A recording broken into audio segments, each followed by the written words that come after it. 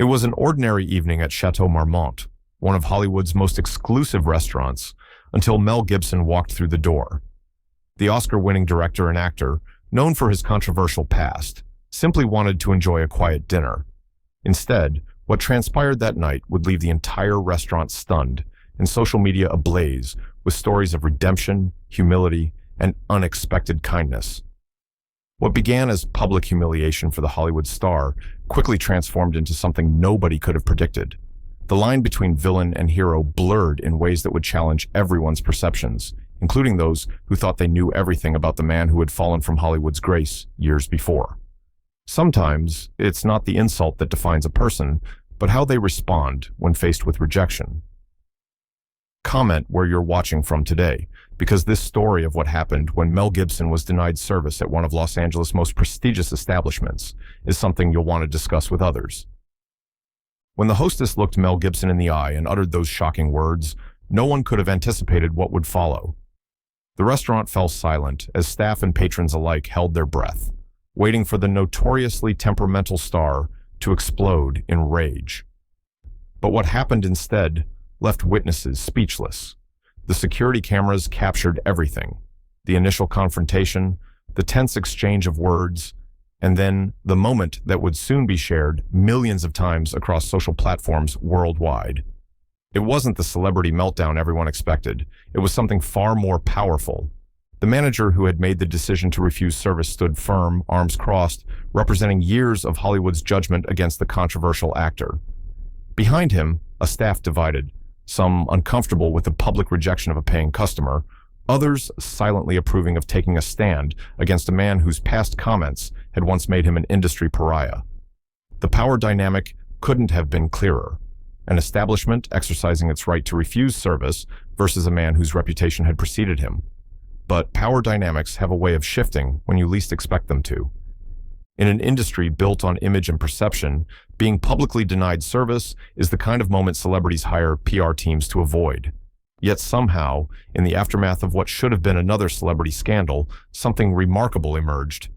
The man who had directed Braveheart was about to show a different kind of courage, not the dramatic battlefield heroics of his films, but something more subtle and perhaps more difficult: the ability to respond to rejection with grace rather than entitlement. As videos from multiple angles began circulating online, viewers found themselves questioning their assumptions. Was Mel Gibson the villain in this story, or was he being unfairly treated? Was the restaurant justified, or had they crossed a line? And most importantly, what happened in the moments after the rejection that had eyewitnesses reaching for their phones, desperate to document something they described as life-changing and restoring faith in humanity? This is the story of a night that began with rejection and ended with redemption, of a simple restaurant visit that unexpectedly turned into a masterclass in handling public humiliation with dignity. It's about what happens when a man known for playing heroes on screen finally becomes one in real life, in the most unexpected way possible. The events that unfolded after Mel Gibson was denied service didn't just shock everyone present. They forced an entire community to reconsider what it means to forgive, to make amends, and to rise above the past. The evening had begun like any other at Chateau Marmont, that legendary establishment nestled in the hills above Sunset Boulevard, where Hollywood's elite have dined for decades. Crystal chandeliers cast a warm glow over tables draped in pristine white linen, where conversations were kept deliberately hushed, privacy being as valuable a commodity as the aged wines in the cellar. Outside, the Los Angeles skyline twinkled in the distance, a fitting backdrop for a restaurant that had witnessed countless deals, breakups, and reconciliations among Hollywood's most powerful figures. The maitre d' moved with practiced precision between tables, greeting regulars by name, ensuring water glasses never emptied, and wine was poured at precisely the right moment. Among the patrons that evening were studio executives huddled over potential franchises, actresses celebrating new roles, and the usual sprinkling of industry insiders who formed the backbone of Hollywood's ecosystem. The soft piano music in the background complemented the gentle clink of silverware against fine china, a soundtrack to privilege and exclusivity. At a corner table, a young director was pitching his vision to potential investors, gesturing with quiet intensity. Nearby, an A-list couple shielded by strategic seating enjoyed a rare moment of public anonymity. The restaurant operated like a well-oiled machine, each staff member understanding their role in maintaining the atmosphere of dignified luxury that kept the elite returning night after night. Then came the subtle shift in energy that ripples through any establishment when someone noteworthy enters.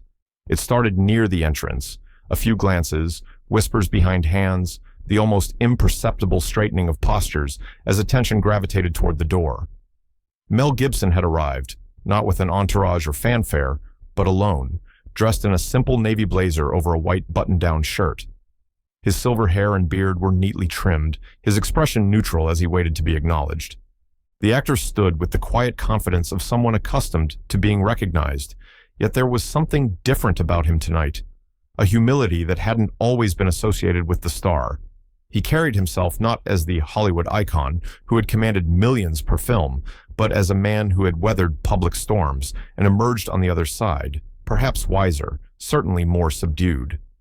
The reservation had been made under a different name, a small attempt at maintaining privacy in a city where true anonymity was impossible for someone of his stature. Outside, paparazzi who had followed him from his previous location waited on the sidewalk, their cameras ready. Inside, phones discreetly emerged from pockets and purses, their owners pretending to check messages while actually capturing the moment for social media. The restaurant's strict no photograph policy seemed temporarily forgotten in the presence of the controversial star. The hostess recognized him immediately, of course. Her professional smile faltered for just a moment as she consulted her reservation list, then engaged in a whispered conversation with a manager who had appeared at her side with remarkable speed. Their glances toward Gibson were not subtle, and several nearby patrons began to sense the tension building at the entrance. Gibson himself seemed to notice the change, his expression shifting almost imperceptibly as the hushed conversation at the hostess stand continued longer than would be normal for a routine check-in. He remained poised, however, one hand casually in his pocket, his gaze occasionally drifting toward the magnificent floral arrangement that dominated the center of the restaurant. The manager, a tall, impeccably dressed man with the carefully neutral expression of someone who had handled countless delicate situations, finally approached Gibson. Their initial exchange was too quiet for others to hear, but the body language spoke volumes. The manager's apologetic yet firm stance, Gibson's initial surprise followed by a slow, understanding nod. What happened next would be captured by security cameras and cell phones alike, creating footage that would be dissected frame by frame in the days to come. For those watching, the scene felt surreal. Mel Gibson, once among Hollywood's most powerful players, standing at the entrance of an industry institution, being denied the simple privilege of a meal. The restaurant had momentarily frozen, conversations paused mid-sentence, the piano player's fingers hovering over keys as all attention focused on the unfolding drama. Some patrons looked uncomfortable, averting their eyes from what felt like witnessing something too private. Others watched openly, perhaps wondering if they were about to witness one of the infamous Gibson outbursts that had contributed to his fall from grace years earlier. The staff maintained professional expressions, though a few exchanged meaningful glances, silently communicating their own opinions on the situation. What no one knew in that moment was the complex history between Gibson and the restaurant's owner, a history that stretched back decades to the early days of Gibson's career. Nor could they have known about the phone call that had come just 20 minutes before Gibson's arrival, a call that had set tonight's events in motion and complicated what should have been a routine dinner reservation. As the manager finished speaking, a heavy silence hung in the air. All eyes were on Gibson, waiting for his reaction. Would he explode in anger, storm out, or demand special treatment? The tension in the restaurant was palpable as everyone held their breath, watching the fallen star stand at the crossroads of humiliation and dignity. For a man whose career had been defined by playing characters who fought back against injustice, this real-life moment of rejection presented a different kind of challenge altogether. What happened in the next few minutes would not only change the trajectory of the evening, but would ultimately become a viral moment that would force many to reconsider their perceptions of a man they thought they knew. As Gibson slowly reached into his jacket pocket, no one could have predicted the chain of events that was about to unfold, events that would leave the restaurant's patrons, staff, and eventually millions of online viewers completely shocked by what they witnessed. The manager of Chateau Marmont stood firmly before Mel Gibson, his posture betraying no sign of wavering, despite facing one of Hollywood's most recognizable faces. "I'm sorry, Mr. Gibson, but we cannot accommodate you this evening," he said, his voice low but clear enough that those nearest could hear every word. "The owner has been quite explicit about this matter." Gibson's expression shifted subtly, surprise giving way to understanding, then a flash of something that might have been resignation.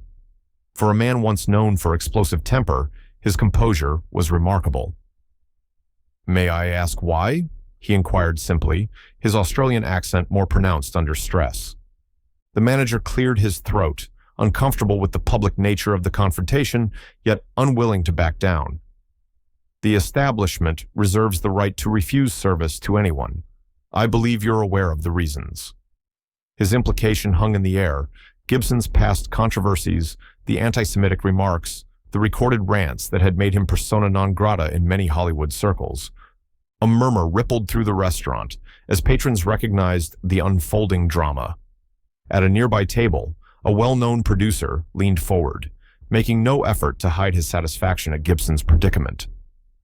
"About time someone took a stand," he remarked to his dining companions, his voice deliberately carrying. "Some people don't deserve second chances." The comment drew nods from several tables, emboldening others to join the subtle public shaming. A woman in designer attire lifted her glass in the producer's direction. "Consequences," she said simply, the single word laden with judgment. Gibson stood motionless, absorbing the public rejection. His eyes moved briefly across the room, taking in the barely concealed smirks, the whispered comments behind hands, the phones discreetly recording his humiliation. For a moment, something flashed across his features, not anger, but a deep weariness, as if he were carrying the weight of years of similar judgments. The manager, perhaps sensing the potential for the situation to escalate, gestured toward the door. "We'd appreciate if you could respect our decision, Mr. Gibson." From another table, a voice cut through the tension. "Once a bigot, always a bigot," said a silver-haired director whose own past was far from spotless. "Some stains don't wash out." His companion laughed too loudly, drawing more attention to Gibson's increasingly uncomfortable position. A younger actor, eager to align himself with the prevailing sentiment, added, "Hollywood has a long memory, man." He looked around for approval, which came in the form of appreciative glances from industry veterans. Throughout this growing chorus of disapproval, Gibson remained silent, his hands relaxed at his sides, no sign of the rage that many expected, perhaps even hoped for. His calm demeanor seemed to frustrate those who had anticipated an outburst they could later recount at industry gatherings or post about on social media. The hostess stood awkwardly to the side, her professional mask slipping to reveal genuine discomfort with the situation. She alone seemed to notice something in Gibson's eyes, not defiance or anger, but a profound sadness tinged with acceptance. "Sir," the manager continued, gaining confidence from the tacit support of the patrons, "there are other establishments that might be more suitable. Perhaps we could suggest—" Gibson raised a hand, silencing the manager mid-sentence. "No need," he said quietly. Then, with a dignity that surprised everyone watching, he nodded once. "I understand." The restaurant seemed to collectively hold its breath, waiting for the other shoe to drop, the trademark Gibson explosion that tabloids had documented for years. When it didn't come, the tension only increased. Instead, Gibson turned as if to leave, then paused. He reached slowly into his jacket pocket, causing a momentary ripple of tension. What emerged was not a weapon or even a phone to call powerful friends, but a small, worn leather notebook. He opened it deliberately, the simple action somehow commanding the attention of the entire restaurant. The producer who had spoken earlier scoffed audibly. What's he going to do? Take names? Make a blacklist of his own? His attempt at humor fell flat as something in Gibson's demeanor had shifted the atmosphere in the room. Gibson wrote something in the notebook with deliberate care, tore out the page, and folded it precisely. He extended it toward the manager, who hesitated before accepting it. "Before I go," Gibson said, his voice steady and controlled, "I'd like you to have this." The manager, clearly uncomfortable, took the folded paper reluctantly. "Mr. Gibson, this isn't necessary." "I think it is," Gibson replied, his tone neither threatening nor pleading, but carrying an authority that momentarily silenced the room. "You might want to check with your owner before I leave." A young waitress approached, nervously glancing between her manager and the famous actor. "Sir," she whispered to her superior, "Mr. Aronson is on the phone. He's asking to speak with you immediately." She gestured toward the office at the back of the restaurant. The manager's composure faltered for the first time. Aronson was the reclusive owner of Chateau Marmont, a man who rarely involved himself in day-to-day operations. He looked down at the folded note in his hand, then back at Gibson, uncertainty creeping into his expression. "Perhaps you should take that call," Gibson suggested mildly. Throughout the restaurant, phones continued to record. Those expecting to capture a celebrity meltdown were instead documenting something far more intriguing, a confrontation where the power dynamic was shifting in ways no one had anticipated. The manager hesitated, then unfolded the note. His eyes widened slightly as he read whatever Gibson had written. Without another word, he turned and walked briskly toward the back office, the note clutched tightly in his hand. Left standing at the entrance, Gibson became the reluctant center of attention. The whispers continued, some speculative, others openly hostile. Yet the actor remained composed, his gaze now fixed on some middle distance, as if he were mentally preparing himself for whatever would come next. From a corner table, an elderly man, a legendary screenwriter whose opinions still carried weight despite his semi-retirement, observed the scene with growing interest. Unlike the others, he watched Gibson not with contempt, but with something approaching respect. "Interesting," he murmured to himself. "Very interesting indeed." The minutes stretched uncomfortably as the restaurant waited for the manager's return. Some patrons, bored with Gibson's lack of reaction, returned to their meals and conversations. Others continued to watch, fascinated by this unexpected display of restraint from a man whose public image had been defined by its absence. When the manager finally re-emerged from the office, his face had lost its certainty. He approached Gibson with visibly altered demeanor, the confidence replaced by what appeared to be genuine contrition. Something had changed dramatically during that phone call, and everyone in the restaurant could sense it. What happened next would transform a simple case of refused service into something that would captivate millions online. A moment of unexpected grace that would challenge perceptions and force many to reconsider not just their view of Mel Gibson, but their understanding of redemption itself. The manager returned to where Mel Gibson still stood waiting, his expression now markedly different, a mixture of embarrassment and something that resembled respect. He leaned in close to Gibson, speaking in hushed tones, but the restaurant had grown so silent that his words carried further than intended. "Mr. Gibson, I've spoken with Mr. Aronson. There seems to have been a misunderstanding." The manager's hands fidgeted with the note Gibson had given him. "He's instructed me to offer you our finest table and his personal apologies." Gibson nodded once, his face revealing nothing. "That won't be necessary," he replied, his voice measured and calm. "I don't want special treatment, just equal treatment." The producer, who had been vocal in his criticism earlier, raised his voice again. "Equal treatment? That's rich coming from you." He stood up now, emboldened by expensive wine and an audience. "Some of us remember what you said about Jews, about women. Hollywood forgives too easily." A tense silence fell across the restaurant. The confrontation was escalating beyond a quiet refusal of service into something more public, more volatile. Phones recorded more openly now, their owners anticipating drama worth sharing. Gibson turned slowly to face his accuser, and everyone waited for the explosion, the infamous temper that had derailed his career years ago. Instead, they witnessed something unexpected. Gibson's response was measured, his voice steady. "You're right," he said simply. "I've said terrible things, done things I'm not proud of. I can't erase that past. I can only try to be better today than I was yesterday." The producer scoffed, unsatisfied with this response. "Save the PR script for someone who will buy it, Gibson." Some actions can't be undone with a few years of good behavior and rehearsed apologies. The restaurant had become a stage, with two opposing forces at its center. On one side stood Gibson, alone and composed. On the other, the producer backed by years of industry resentment toward a fallen star who had once ruled Hollywood. A woman at a nearby table joined in, her voice sharp with accusation. "My grandmother survived the Holocaust. Your words gave permission to every anti-Semite to speak their hatred openly." She pointed at Gibson with a fork. "You don't get to walk back in here like nothing happened." Gibson absorbed her words, nodding slowly. "I don't expect forgiveness," he replied. "I'm just trying to live honestly now, make amends where I can." The manager stood awkwardly between these forces, clearly out of his depth. "Perhaps we should continue this conversation in private." "No," interrupted another voice. A younger actor, one whose career was on the rise, stood up from his table. "Let's have this conversation. I grew up watching your films, idolizing you. Then I learned who you really were." His disappointment was palpable. You can't just show up and expect everything to be forgotten.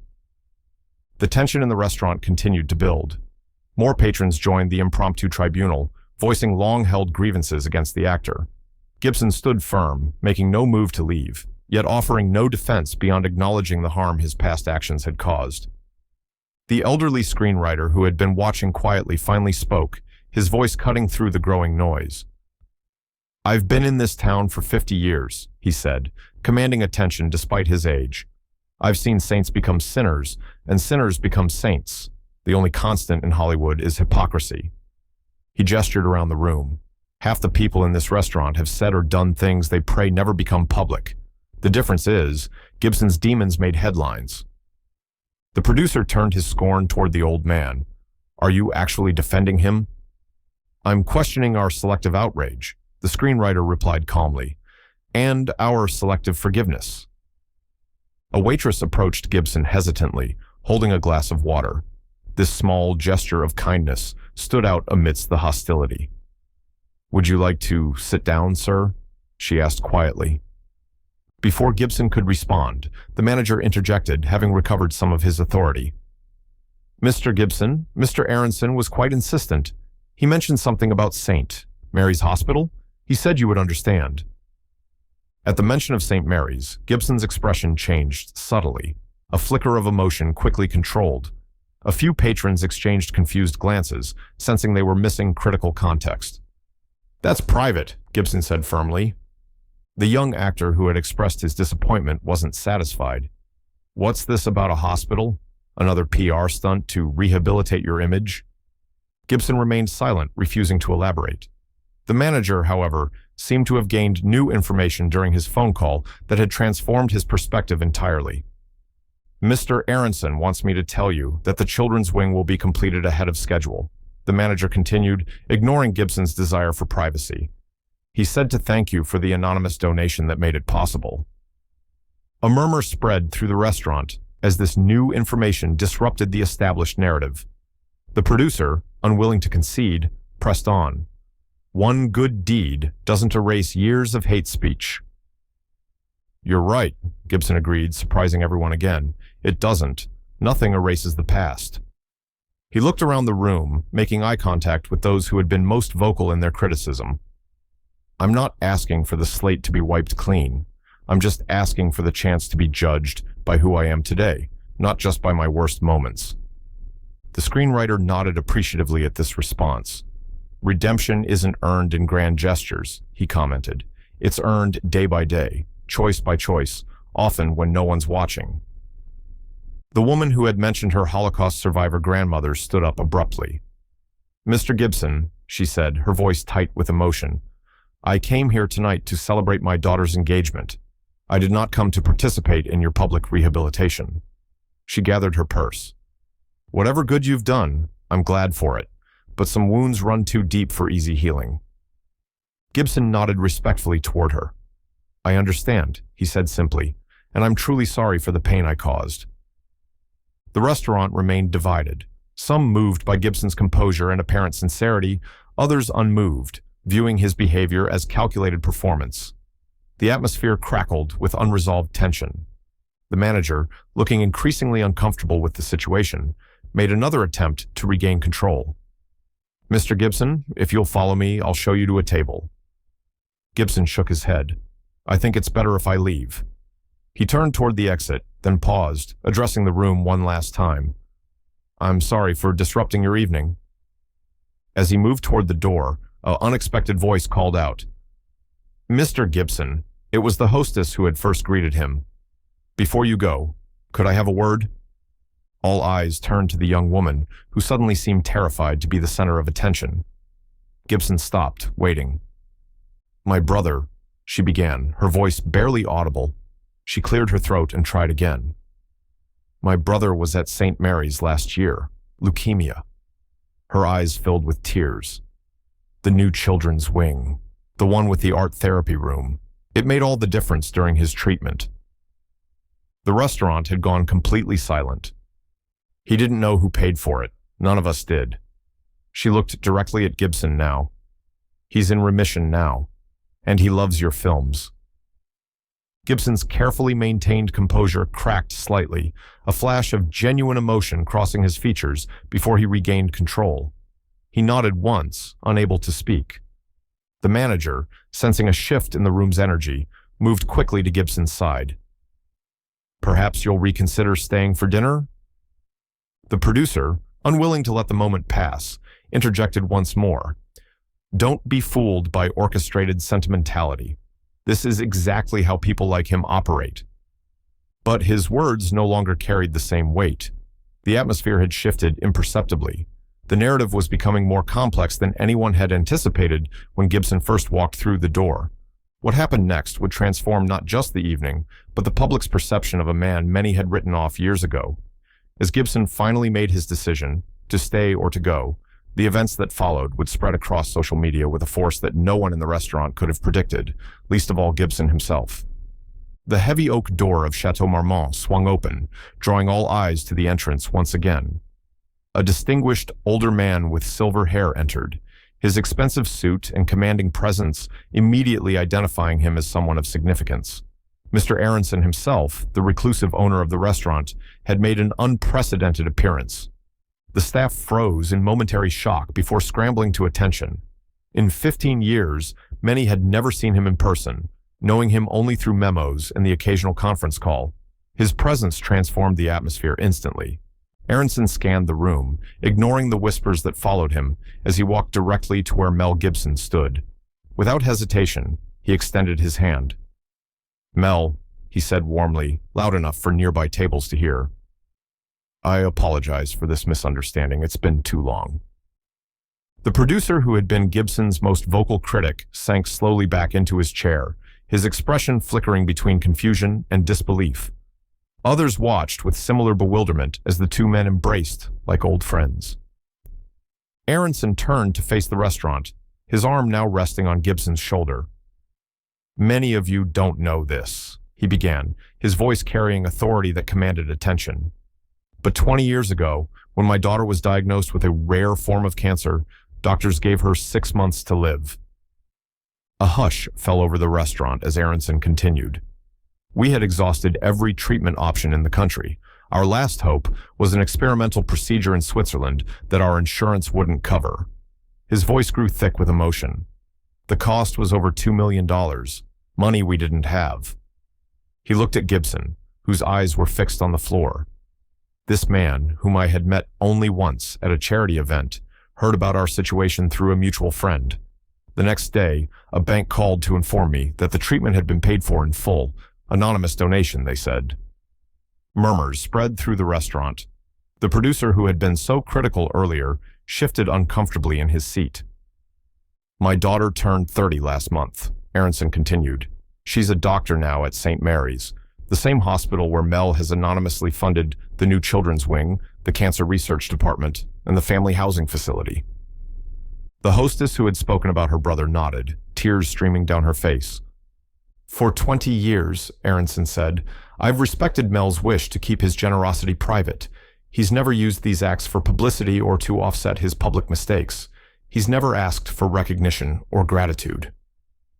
Gibson finally spoke, his voice quiet but firm. And I didn't want it mentioned tonight, David. There was no anger in his tone, just gentle admonishment. Aronson nodded apologetically.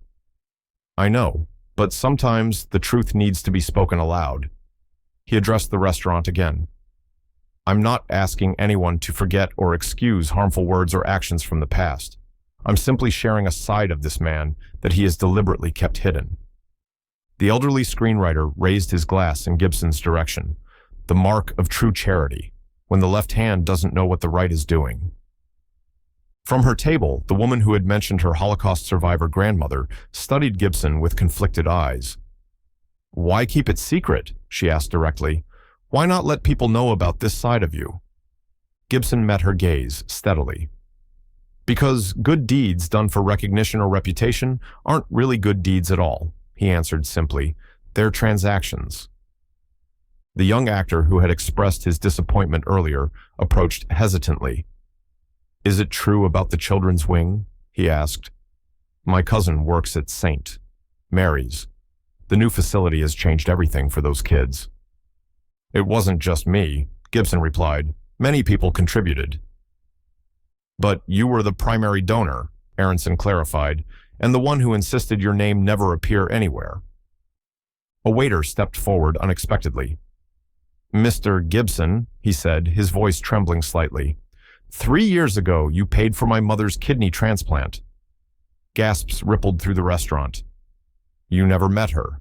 You just heard through a prayer chain at your church that she needed help.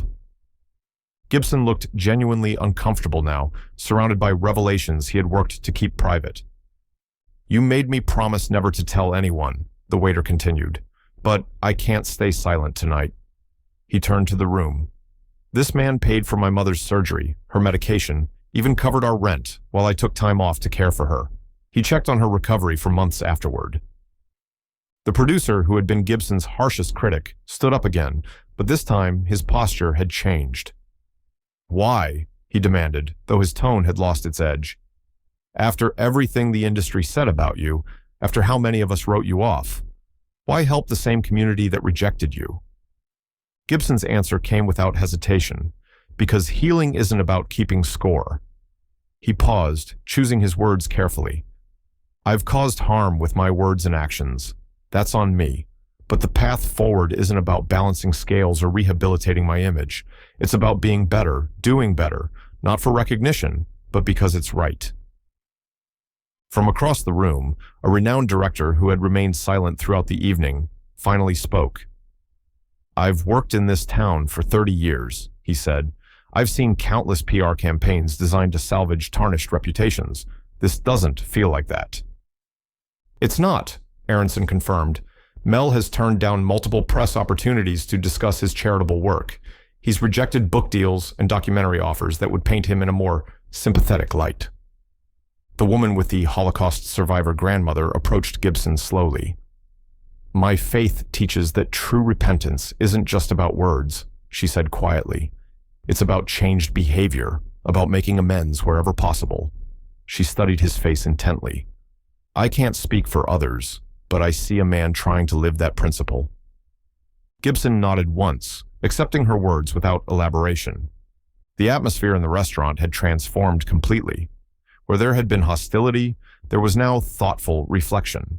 The simple narrative of villain and accusers had given way to something more nuanced, more human.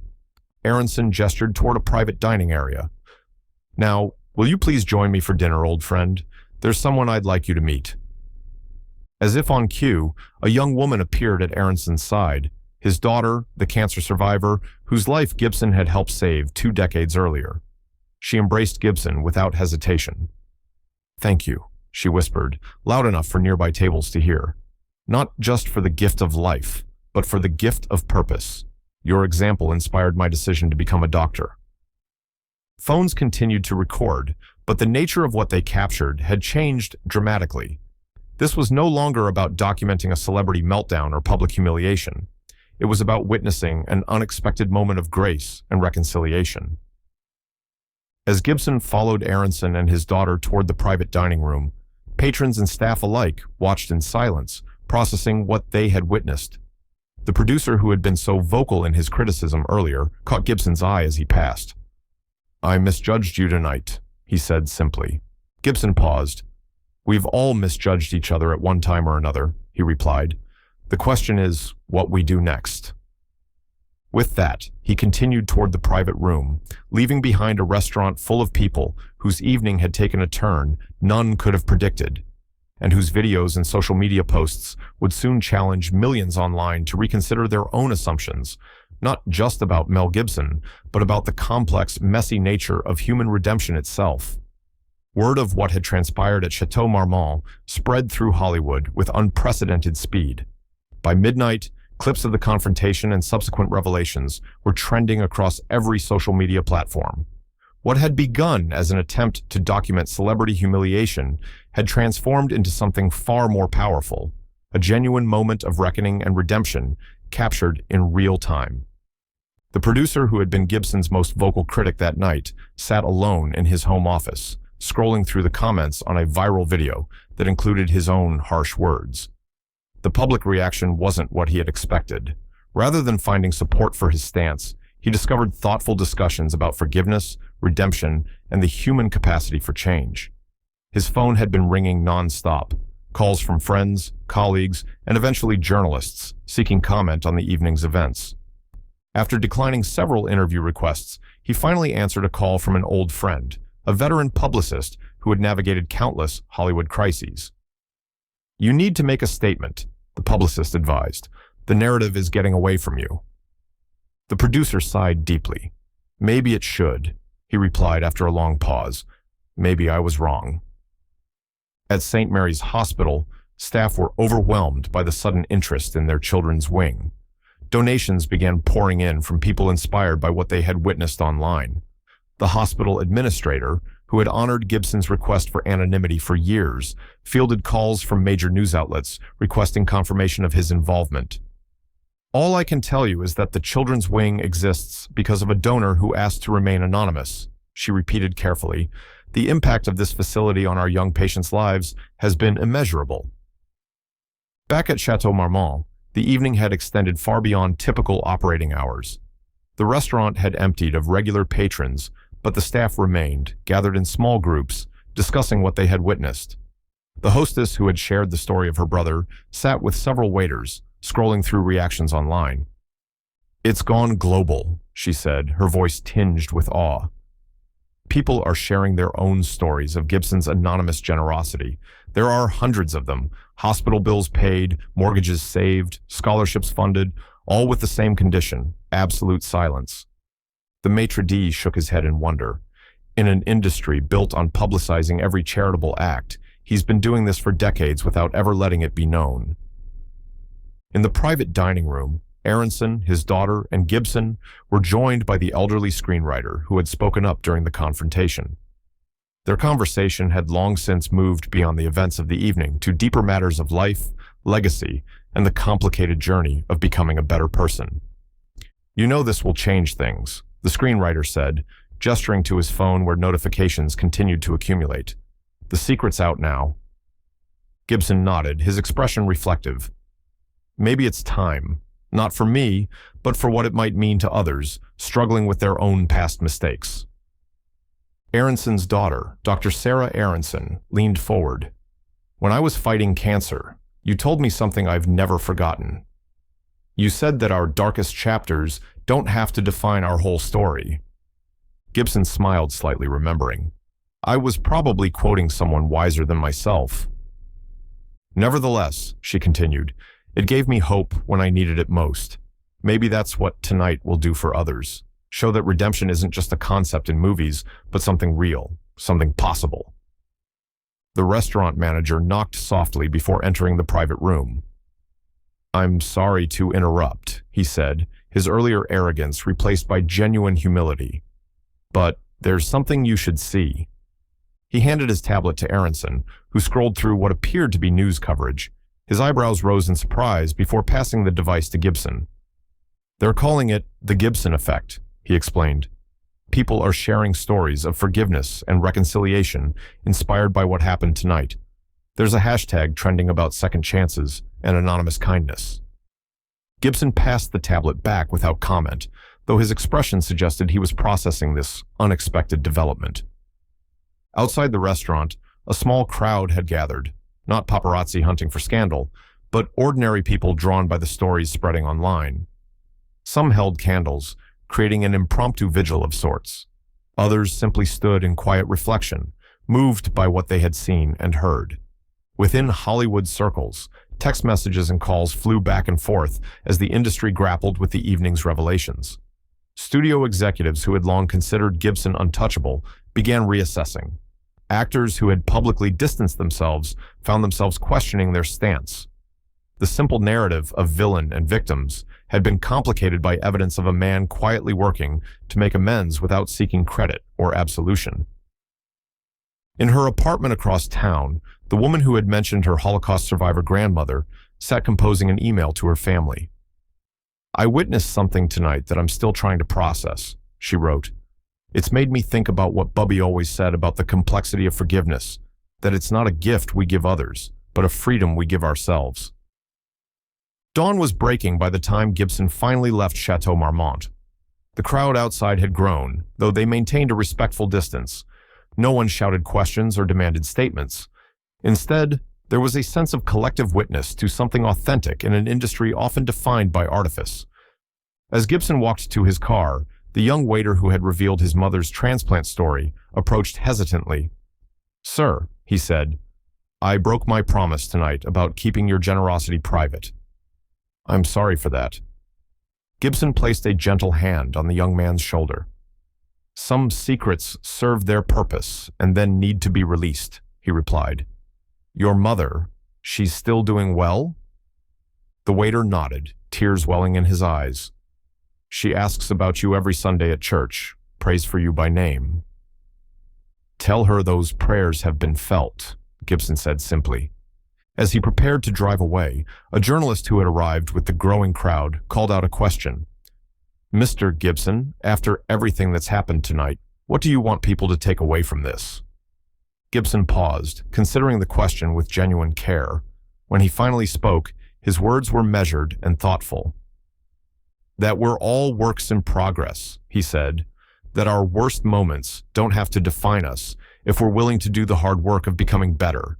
And that sometimes the most powerful acts of healing happen away from the spotlight." With that, he drove away, leaving behind a story that would continue to reverberate through Hollywood and beyond. A story not of scandal or controversy, but of the quiet, consistent effort to make amends, and the possibility that even the most damaged reputations might contain within them the seeds of genuine redemption. In the days that followed, the conversation would expand beyond Gibson himself to broader questions about cancel culture, the nature of forgiveness, and whether society leaves room for genuine transformation. But for those who had witnessed the events at Chateau Marmont firsthand, something more personal had transpired, a reminder that behind the headlines and public personas, there exist complex human beings capable of both terrible mistakes and extraordinary kindness. And sometimes, it takes an unexpected moment of public reckoning to reveal the fuller truth of a life being lived in the shadows of past mistakes, one quiet act of atonement at a time. 3 days after the incident at Chateau Marmont, what had begun as a local Hollywood confrontation had evolved into a global conversation. Major news networks ran special segments analyzing the Gibson moment, as it had come to be called. Editorial pages debated the nature of public redemption. Religious leaders cited the incident in sermons about forgiveness and atonement. The restaurant itself had become an unexpected pilgrimage site.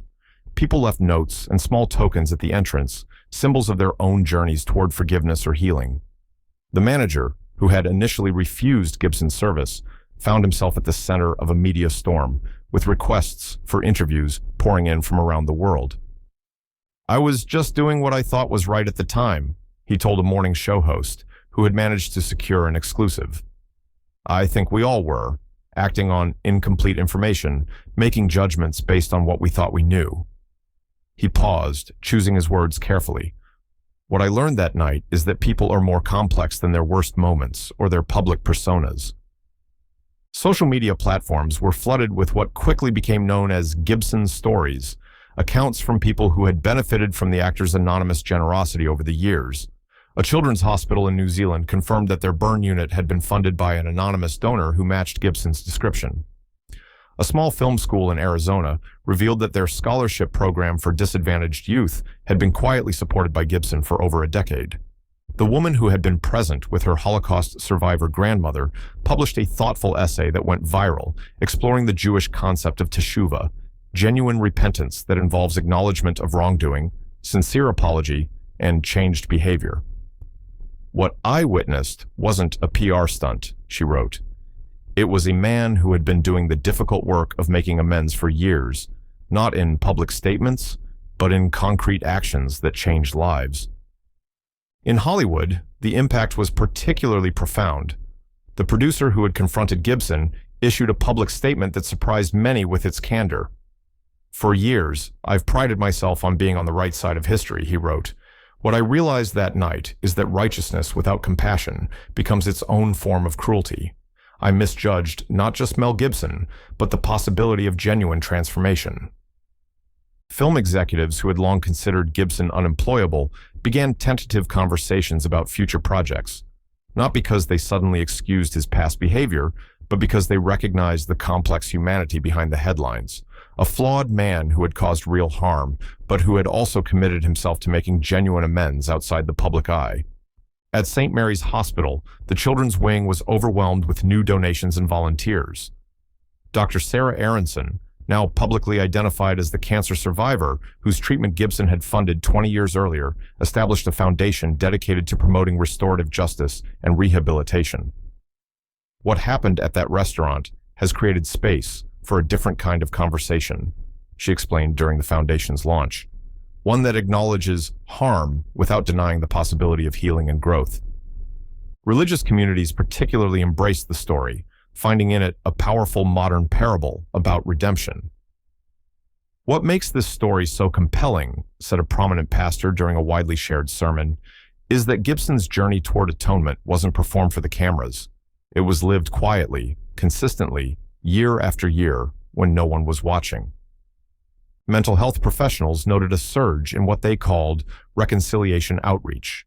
People inspired by the incident to reach out to estranged family members or friends, to seek forgiveness for past wrongs, or to extend forgiveness where they had been holding on to resentment. "What we're seeing is a ripple effect," explained a psychologist specializing in trauma and healing. "This story has given people permission to believe in the possibility of change, both in others and in themselves." The hostess, whose brother had benefited from the children's wing at St. Mary's, found herself unexpectedly at the heart of a movement. Her simple testimony that night had humanized the impact of Gibson's anonymous generosity in a way that statistics and headlines could not. She received thousands of messages from people sharing their own stories of illness, recovery, and unexpected kindness from strangers. "I never meant to become part of something so much bigger than myself," she told a journalist who had tracked her down. "I just spoke the truth as I knew it in that moment. Sometimes that's all it takes to change the conversation." For Gibson himself, the aftermath brought challenges as well as opportunities. Having lived for years with his charitable work hidden from public view, he now faced the difficult task of navigating a world where that aspect of his life had been exposed. He declined most interview requests, issuing only a brief statement through a spokesperson. "The events of that night have led to many unexpected consequences, some profoundly moving," the statement read. "My hope is that the conversation continues to be about the possibility of redemption and reconciliation, rather than about any individual. There are countless people doing the quiet work of making amends and seeking to be better today than they were yesterday. Their stories deserve attention too." The elderly screenwriter who had been present that night wrote a powerful op-ed for a major newspaper, reflecting on what he had witnessed. "In an industry built on carefully constructed images and narratives," he wrote, "we witnessed something vanishingly rare, an authentic moment of human reckoning, unplanned and unscripted. Whatever one's opinion of Mel Gibson, and there will always be a range of valid perspectives, what happened that night revealed something important about our collective hunger for stories of genuine transformation." The waiter whose mother had received the kidney transplant funded by Gibson became something of a reluctant spokesperson, appearing on talk shows to share his family's experience. "My mother always taught me that true charity doesn't seek recognition," he explained. Mr. Gibson lived that principle for years. The irony is that his impact is now being recognized precisely because he never sought that recognition.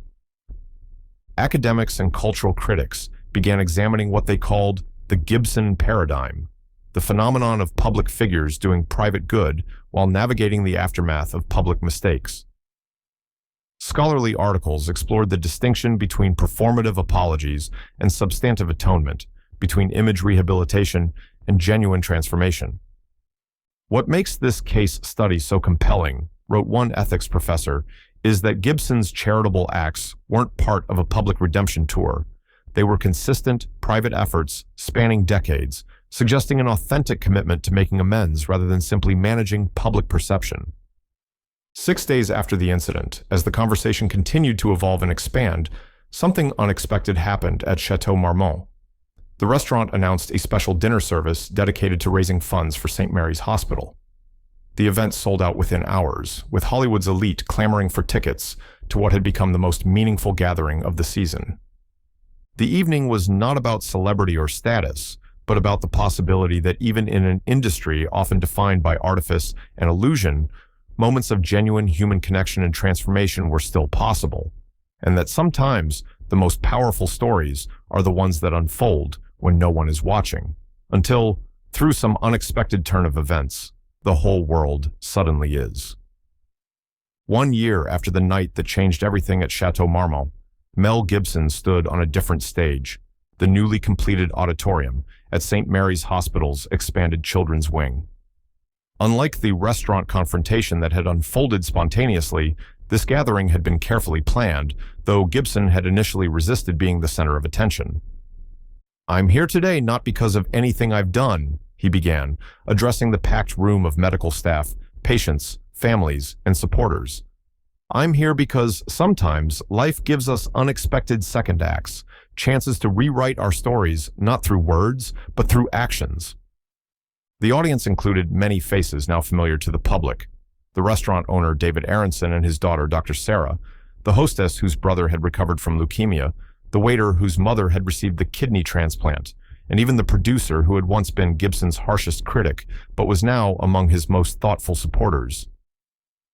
"A year ago, a private moment became unexpectedly public," Gibson continued. "What could have been just another Hollywood scandal instead sparked something none of us could have anticipated, a global conversation about redemption, about the messy, imperfect work of becoming better versions of ourselves." The Gibson effect, as it had come to be known, had expanded far beyond Hollywood. Schools developed curriculum around restorative justice and the ethics of forgiveness. Rehabilitation programs cited the case study in their work, with people seeking to rebuild lives after mistakes. Interfaith leaders used the story to find common ground in their tradition's approaches to atonement and reconciliation. But perhaps most significantly, a cultural shift had begun in how society approached public figures who had fallen from grace. The simplistic narratives of permanent cancellation versus consequence-free comebacks had given way to more nuanced conversations about the conditions under which genuine redemption might be possible. "What we witnessed wasn't just about one celebrity's journey," explained a cultural anthropologist who had documented the phenomenon. "It was about our collective need to believe that transformation is possible, that our worst actions need not define us permanently if we commit to the difficult work of making amends." The St. Mary's event marked the launch of the Redemption Initiative, a foundation created not by Gibson himself, but by people inspired by what his story had revealed about the human capacity for change. The program would support both victims of harmful actions and those seeking to make meaningful amends, focusing on concrete actions rather than public apologies. Dr. Sarah Aronson, serving as the foundation's director, explained its approach. "True healing isn't about forgetting harm or pretending it never happened. It's about acknowledging the full reality of what was broken and then doing the consistent, often unglamorous work of repair, not for recognition, but because it's right." The initiative had already launched pilot programs in prisons, schools, and community centers across the country. Early results showed promising outcomes in reducing recidivism and building stronger community bonds. Gibson's role in all this remained purposefully limited. He had declined offers to become the face of the movement, instead serving as an advisor while continuing his private charitable work.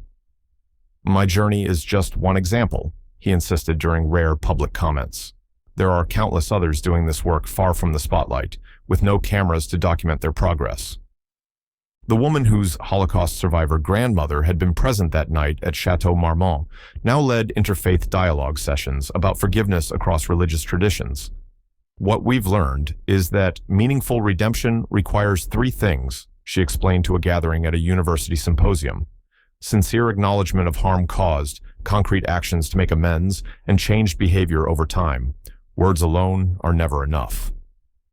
Hollywood itself had begun a period of reflection, with studios developing more thoughtful approaches to both accountability and potential rehabilitation.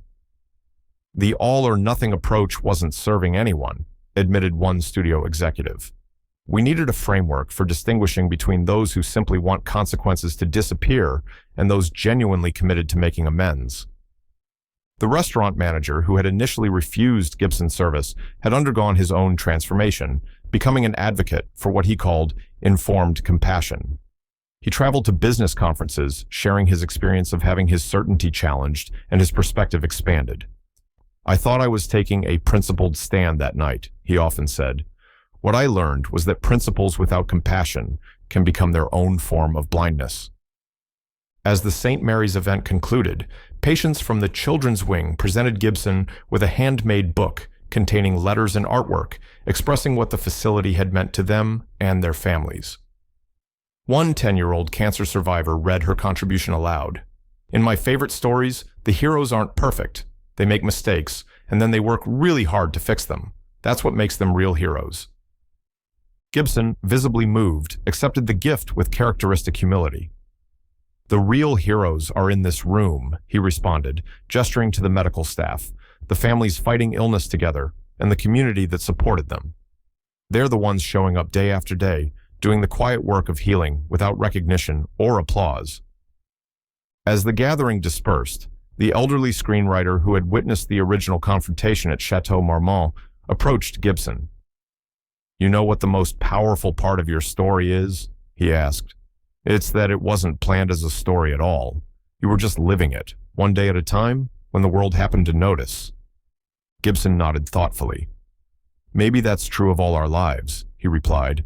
"We're writing our stories day by day, choice by choice, not knowing which moments might define us or which actions might impact others in ways we never anticipated." Outside the hospital, life in Hollywood continued its relentless pace. New scandals erupted and faded. Careers rose and fell.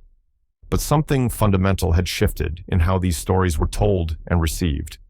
The simplistic categories of heroes and villains had given way to a more truthful recognition of human complexity, our capacity for terrible mistakes and remarkable growth existing within the same flawed, striving individuals. One week after the St. Mary's event, Gibson returned to Chateau Marmont for a quiet dinner, not in the main restaurant where the confrontation had occurred, but in a small private room with the individuals whose lives had become unexpectedly intertwined with his own that night a year earlier. No phones recorded this gathering, no media was present.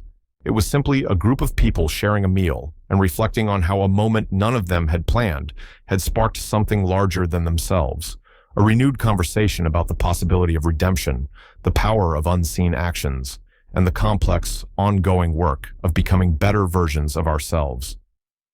As they raised their glasses in a toast, the hostess whose brother had recovered offered the simplest and most profound summary of what they had all witnessed and participated in.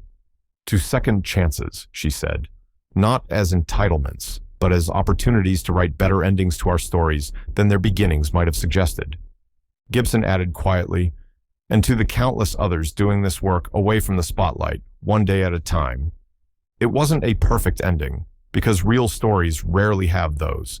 It was something more valuable, a genuine middle, with all its complexity and uncertainty, its steps forward and occasional steps back, its recognition that transformation is never complete, but always ongoing.